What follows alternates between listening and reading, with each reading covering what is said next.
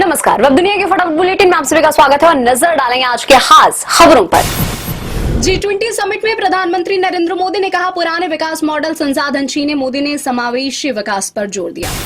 Delhi NCR में मौसम की डबल मार, प्रदूषण के साथ ही ठंड ने भी किया परेशान। तापमान लगातार गिर रहा है, कई इलाकों में AQI 400 से 450 के पार। आने वाले दिनों में ठंड और बढ़ेगी, घनी धुंध से दृश्यता पर भी पड़ेगा असर। दिल्ली में बढ़ते प्रदूषण पर मुख्यमंत्री रेखा गुप्ता का बड़ा बयान। उन्होंने कहा, दिल्ली के लिए वायु प्रदूषण कितना बड़ा मुद्दा है, यह किसी से छिपा नहीं है। उन्होंने कहा, दिल्ली की कई पुरानी समस्याएं हमें दहेज में मिली हैं, चाहे वो कूड़े के पहाड़ हो, टूटी हुई सड़कें हो या प्रदूषण की स्थिति हो। मध्य प्रदेश में SIR के कारण कर्मचारियों पर प्रेशर बढ़ गया है। नतीजा ये हुआ कि काम के दबाव में 2 BLO की मौत हो गई, जबकि एक BLO करीब 1 हफ्ते से गायब है, उसका कहीं पता नहीं चल रहा है। सोशल मीडिया प्लेटफॉर्म X पर रोहिणी घावरी ने सांसद चंद्रशेखर को दी धमकी। उन्होंने लिखा, मेरे मम्मी पापा मेरे लिए भगवान की तरह हैं, उन्हें थोड़ी भी तकलीफ पहुंचाने की कोशिश मत करना, वरना मैं इंडिया आकर अपनी ताकत दिखाऊंगी, फिर अमित शाह भी तुम्हें बचा नहीं पाएंगे। स्विट्जरलैंड में रह रही रोहिणी का आरोप है कि चंद्रशेखर उनके माता पिता को जेल भिजवाने की धमकी दे रहे हैं। तृणमूल कांग्रेस विधायक हुमायूं कबीर ने एक विवादित बयान देते हुए पश्चिम बंगाल के मुर्शिदाबाद के बेलडांगा में 6 दिसंबर को बाबरी मस्जिद के निर्माण की घोषणा की है। बयान पर बवाल मच गया, भाजपा ने इसे धर्म की राजनीति बताया है।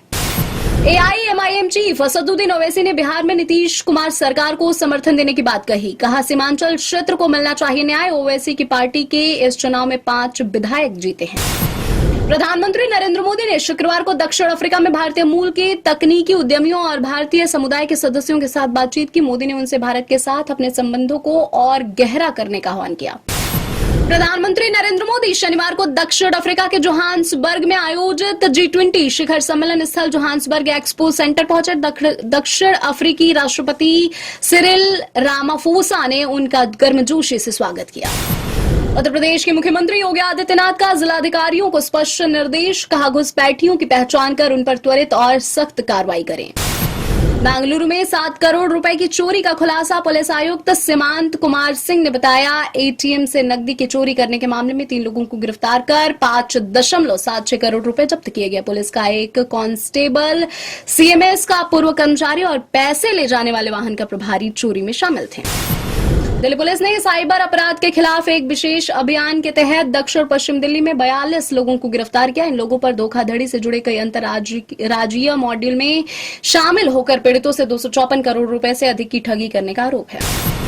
मुंबई के धारावी इलाके में हार्बर लाइन लोकल ट्रेन की पटरियों के पास स्थित झुग्गी झोपड़ियों में लगी आग। अधिकारी ने बताया, दमकल कर्मियों ने मौके पर पहुंचकर आग पर काबू पाने का प्रयास किया। कांग्रेस के वरिष्ठ नेता P चिदंबरम ने पार्टी आलाकमान द्वारा 2026 तमिलनाडु विधानसभा चुनाव के वास्ते द्रमुक के साथ सीट बंटवारा संबंधी बातचीत के लिए समिति का गठन किए जाने का स्वागत किया है। तमिलनाडु विधानसभा चुनाव के मद्देनजर द्रमुक के साथ बातचीत करने वाली समिति ने प्रदेश कांग्रेस अध्यक्ष सेल्वा पेरुथगई और विधायक दल के नेता राजेश कुमार को शामिल किया गया है। अमेरिका के राष्ट्रपति डोनाल्ड ट्रंप ने कहा, न्यूयॉर्क शहर के निर्वाचित महापौर जोहरान ममदानी के साथ उनकी बैठक बहुत सार्थक रही और उन्हें विश्वास है कि वह बहुत अच्छा काम कर सकते हैं। ब्राजील के पूर्व राष्ट्रपति बोल्सोनारो हुए गिरफ्तार। 27 साल की सजा शुरू होने के चंद दिन पहले ही बोल्सोनारो हुए गिरफ्तार। संयुक्त राष्ट्र महासचिव एंटोनियो गुटेरेस ने कहा, G20 देशों में दुनिया की मुश्किलों को कम करने और इसे शांतिपूर्ण मार्ग पर लाने की अपार क्षमता है। उन्होंने इन देशों से इस दिशा में जरूरी कदम उठाने की अपील की है। एशेज सीरीज का पहला टेस्ट मैच 2 दिन में हुआ खत्म। ऑस्ट्रेलिया ने इंग्लैंड को 8 विकेट से हराया। हेड ने 83 गेंद पर 123 रन की तूफानी पारी खेली। इस मैच में 10 विकेट लेने वाले ऑस्ट्रेलियाई गेंदबाज मिचेल स्टार्क को प्लेयर ऑफ द मैच चुना गया। फिल्म इथा की शूटिंग के दौरान श्रद्धा कपूर को लगी चोट। डांस नंबर की शूटिंग के दौरान पैर की उंगली में हुआ फ्रैक्चर। 2 हफ्ते तक रोकी गई फिल्म की शूटिंग। मशहूर लावड़ी डांसर और तमाशा कलाकार बिट्ठाबाई भाऊ नारायण गवांकर की बायोपिक है इथा।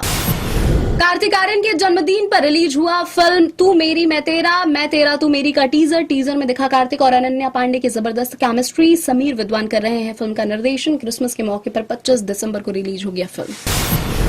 ये थी आज की फटाफट बुलेटिन। ऐसे ताजा अपडेट्स के लिए बने हमारे साथ, यानी कि विजिट करें वब दुनिया पर।